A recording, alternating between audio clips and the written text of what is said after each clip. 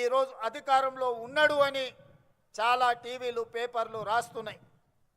కానీ నేను ఒక్క మాట వినయంగా విజ్ఞప్తి చేయదలుచుకున్నా. జూలై 4, 2006 నాడు గెలిచిన గెలుపు నాది కాదు, ఈ మిడ్జిల్ మండల ప్రజలది. ఈ మిడ్జిల్ గెలుపు అని నేను ఈ సందర్భంగా చెప్పదలుచుకున్నా. ఎందుకంటే నేను జడ్పీటీసీగా నామినేషన్ వేసేటప్పటికి ఈ మండలం కానీ ఈ గ్రామాలు కానీ ఇక్కడ ప్రజలతో నాకు పెద్దగా పరిచయం లేదు. నా గ్రామం ఒంగూరు మండలం కొండారెడ్డిపల్లి అచ్చంపేట శాసనసభ నియోజకవర్గం. ఆనాడు మిత్రుల సూచన మేరకు ఈ మిడ్జిల్ మండలంలో జిల్లా పరిషత్ మెంబర్గా ఇండిపెండెంట్ సభ్యుడిగా నేను ఇక్కడ పోటీ చేయడం జరిగింది. ఆనాడు కప్పు శాసర్ గుర్తు ఎన్నికల్లో కేటాయించింది.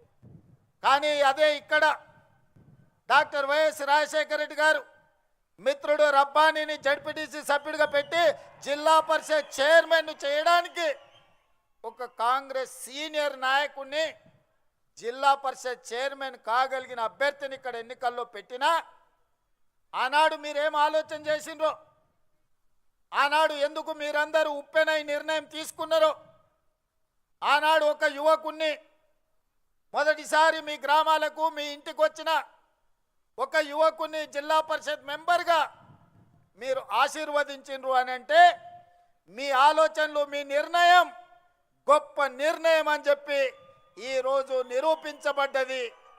అందుకే ఆనాడు గెలుచుంటే మిత్రుడు రబ్బాని జిల్లా పరిషత్ చైర్పర్సన్ అయి ఉండేవాడని ఇంతకుముందు మా మిత్రుడు బట్టి విక్రమార్క గారు నాకు గుర్తు చేసింది. నేను ఉప ముఖ్యమంత్రి గారికి ఒక సూచన చేస్తున్నా. నా వల్ల ఎవరికైనా ఎంతో కొంత సాయం కావాలి, నా వల్ల ఊరుకు మండలానికి ప్రయోజనం చేకూరాలి, నా వల్ల ఎవరికి నష్టం కష్టం రాకూడదనేదే నా ఆలోచన, నా ఆశయం.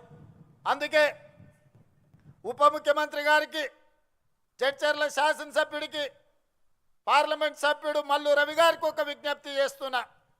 ఆనాడు నా మీద ఓడిన రబ్బానికి ఈనాటి ప్రభుత్వంలో ఒక మంచి బాధ్యత ఇవ్వండి.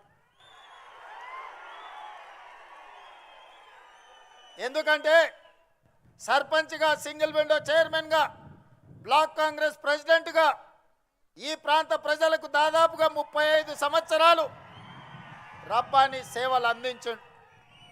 మరి ఆనాడు అనుకోని పరిస్థితుల్లో రబ్బాని గారు ఓటమి చెందిరు, నేను గెలిచిన.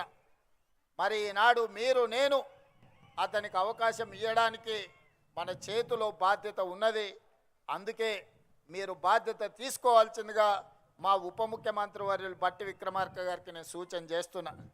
అదేవిధంగా మిత్రులారా, ఆనాడు జడ్పీటీసీగా నాతో పాటు పనిచేసిన ఎంపీటీసీలు, సర్పంచులు వాగులు దాటడానికి వాగుల్లో ఇసుక దొంగలిస్తుంటే వాగులు దాటేటప్పుడు మనుషులు కొట్టుకపోయి